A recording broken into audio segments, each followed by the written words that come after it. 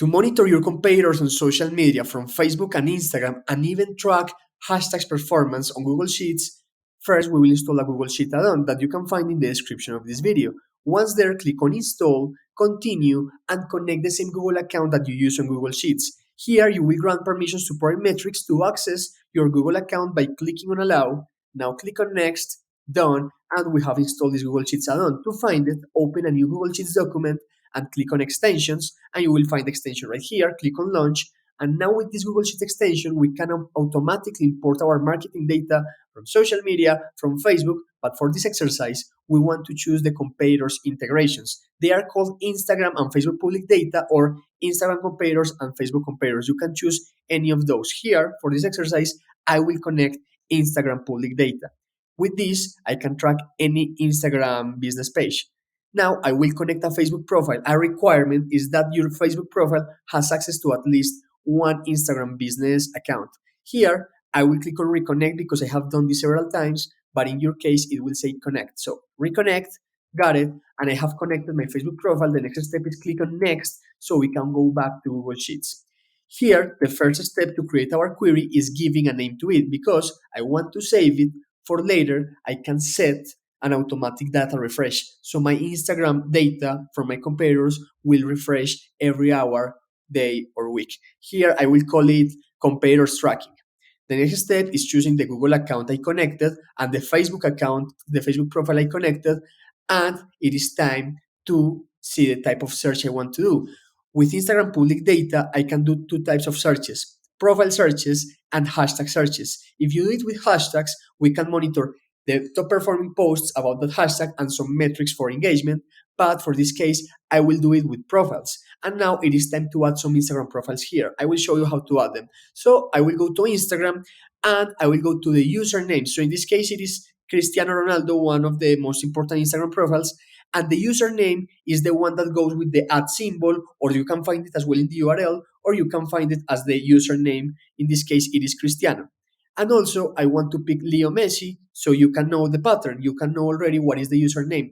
Don't copy and paste the URL. Don't copy and paste other parts. Just copy the username of Instagram. And here, to add these profiles, I can separate them by comma. So the usernames are Cristiano, comma, Leo Messi. And with this, I am connecting the Instagram accounts I want to track, but you can choose as many as you want to pull your competitors right here. Actually, a recommendation is also add your company's profile so you can compare yourself and benchmark against competitors. So here, Cristiano and Leo Messi, everything is okay. And the next step is choosing a date range.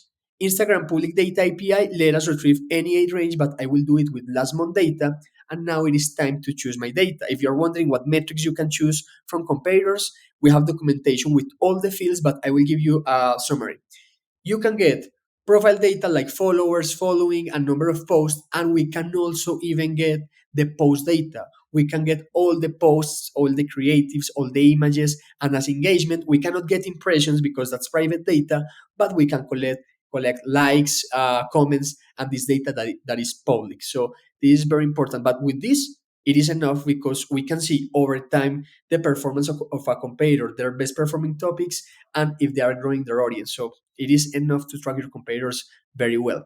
So here for this search, for this query, I am requesting this data. First, the media count of comments that represent the number of comments of a post, and the media count of likes. And these are the metrics. Remember, metrics are values, are numbers like comments, likes, followers, and dimensions are breakdowns, the way I break down my data. So I can break down the comments and likes by media creation date or the post creation date, by the media URL and the media caption. In essence, this report is about displaying these profiles' top performing content. What else I can tell from here? Okay, metrics, the values are displayed in columns and the dimensions are displayed in rows. Now, click on Update or Create Report to get your data. And as you can see, we automatically are pulling the data from these Instagram profiles. Now with this data, I can do my reports and my analysis. Later, I will show you how to schedule these reports on a weekly, daily, or hourly basis. But here, something else is if I click in this URL of the media URL, you can actually access the content of these Instagram profiles. Now I will show you. how to analyze your competitors' data, and how to set automatic data refreshes. Now I will show you how to analyze your marketing data on Google Sheets by using pivot tables, conditional formatting, and charts. But remember, we will have more in-depth tutorials for all these topics so you can learn to win with your marketing data. Remember to subscribe, of course, to this channel. And also, for this exercise, I will be using Google Analytics for data, but this works with social media, paid ads, CRM data, whatever data. The first thing that I will do with the raw data that I have imported with the Google Sheets extension by Power Metrics is that I will select all the cells. Then click on Insert, and then click on Pivot Table, select New Sheet, and click on Create. And we have created a pivot table. If you're not familiar with pivot tables, first, you will love them.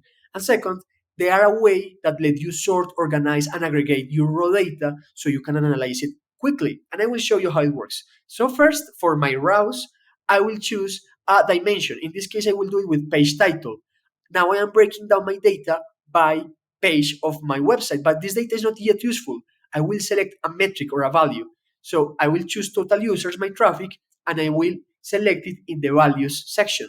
Now I am breaking down my traffic by page. But there is an issue here. I want to sort my data. I want to see the best performing content. So the sort by, instead of page title, will be by traffic. And also the order will be descending. Now with this query, I can see my best performing content in order. What is next? I will remove this dimension so you can see how quickly you can analyze your raw data. So I will remove page title and I will replace it with session and medium so I can know my acquisition sources. As you can see in this table, most of my traffic has an attribution problem. I don't know what it is, but after that, organic or SEO is our most important acquisition traffic with YouTube. Now, what is next? I want to do something else. I will want to go back to my query. So again, I will do it with page title, but I can set also a breakdown not only for rows, but for columns. So I will set sessions and medium for columns. Now I will have like a grid or a matrix where I can see my data by page title and also by acquisition source. I want to sort this data correctly. So the order of the session and medium will be by traffic and will be descending. This is correct.